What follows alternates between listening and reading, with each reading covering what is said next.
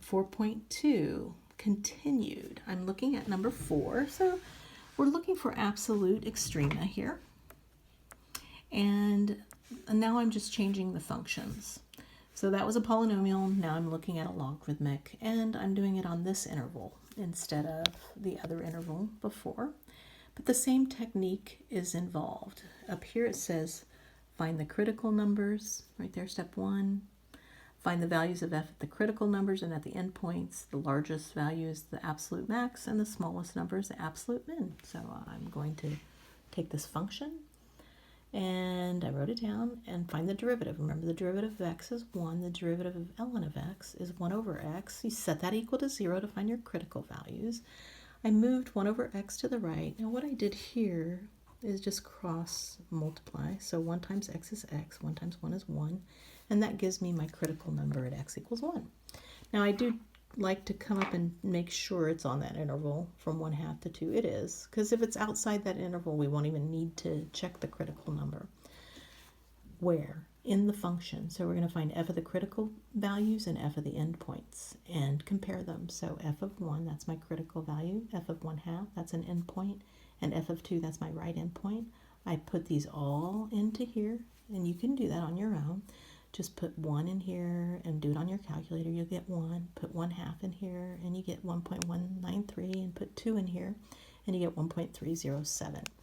So this is the smallest of those 3. So that's the absolute min, and this one is the largest. So that's the absolute max. Let's go ahead and look at the next function. All right, we're dealing with trig functions from 0 to 2 pi. Take the derivative. You get 1 minus 2 cosine x. Bring that 2 cosine x over here. Divide by 2. So now we're looking where cosine is 1/2. And I know my unit circle. So it's going to be at 60 degrees and at 300 degrees.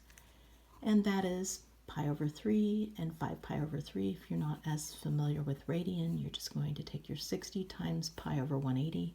300 times pi over 180. And let me show you one thing that can make your life easier to simplify that to get the, let's do the 5 pi over 3. You can just take 300 divided by 180 like that. So I'm taking just the numbers without the pi. And if I hit enter, it gives me this decimal.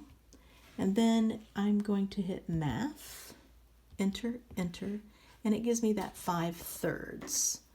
And that is how a quick way to get that 5/3 pi. Or you can just simplify, if you remember how to simplify fractions. Or if you just remember these in radians, pi over 3 and 5 pi over 3 on that interval. All right, so now we've got our critical numbers, endpoints. I'm going to find f of pi over 3, f of 5 pi over 3, f of 0, and f of 2 pi.